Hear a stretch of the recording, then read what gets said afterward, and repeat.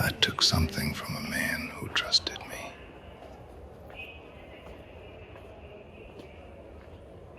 I planned it. I executed it. I slept fine afterward.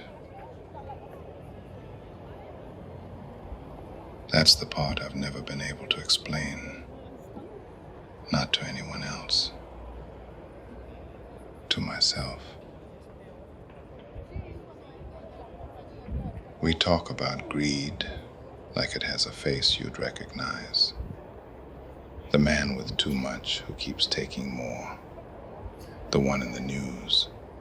The one everyone agrees is the problem. The one who is, conveniently, never us. That's not the version I know. The version I know looks like ambition. Like a man who worked hard and made difficult decisions and did what needed to be done. Who has a pension plan and a good reputation, and people who would describe him, who would describe me, as someone who built something real. I was 35, 9 years at the same company. Good at what I did, genuinely good, not just in my own estimation. And I had reached the point where good was no longer enough to move forward. The next step required something more than performance. It required positioning.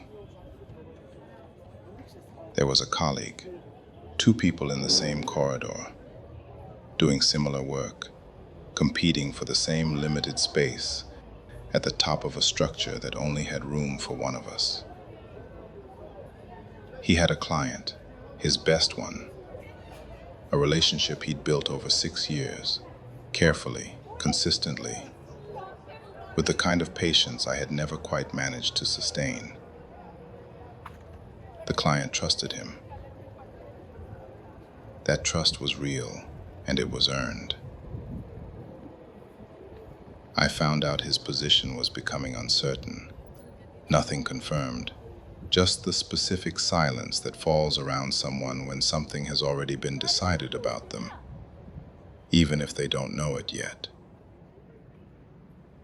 I waited 4 days, not because I was hesitating, because 4 days was the right amount of time. Long enough to seem unconnected, short enough to matter. Then I called the client. Nothing aggressive, nothing that could be named or quoted later. Just a conversation, just a hand extended at the right moment, to a man who didn't yet know he was about to need one. The client moved to me inside a month. 6 weeks later, my colleague was let go. I told myself it was business, that the client would have moved eventually anyway. That sentiment has no place in competitive environments. That I hadn't caused what happened to him. I had simply seen clearly and acted accordingly. Every single one of those sentences was true, and not one of them was the point. I saw an opportunity in another man's vulnerability. I moved quickly. I took what I could get. And I called it strategy, so I wouldn't have to call it what it was. I went home that night, had dinner, asked my children how their day was, slept without difficulty. Not the taking, the sleeping. There is an old story about a soldier who buried something under the floor of his tent. His army had won a battle. Everything inside the city was off limits, sacred, set apart. Not a guideline, a line. He walked through it anyway, saw a fine robe, silver, a bar of gold. Not a fortune, not life-changing, just things that were beautiful and available, and not his. He took them, dug a hole in the earth beneath where he slept, buried everything, smoothed the ground, lay down on top of it. The detail that stays with me is not the theft, it is the sleeping, night after night, on top of what he had buried, the weight of it beneath him. The ground that was no longer just ground.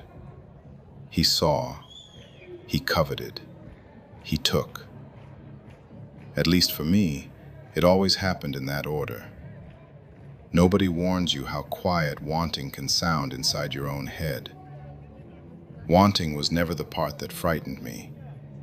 It was how fast the third step followed the first two. I still have that client. Good relationship.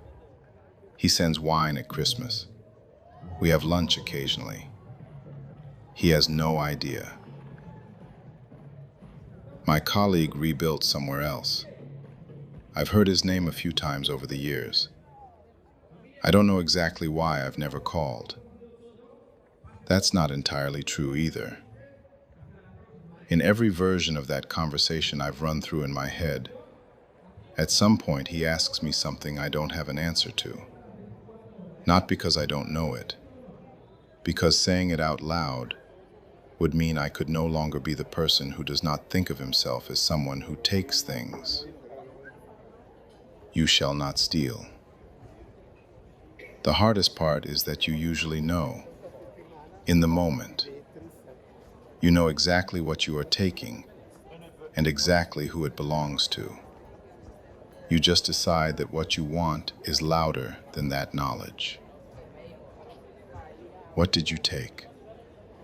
Not the justified version, the real one, the one underneath the floor. You slept on top of it. You know exactly where it is.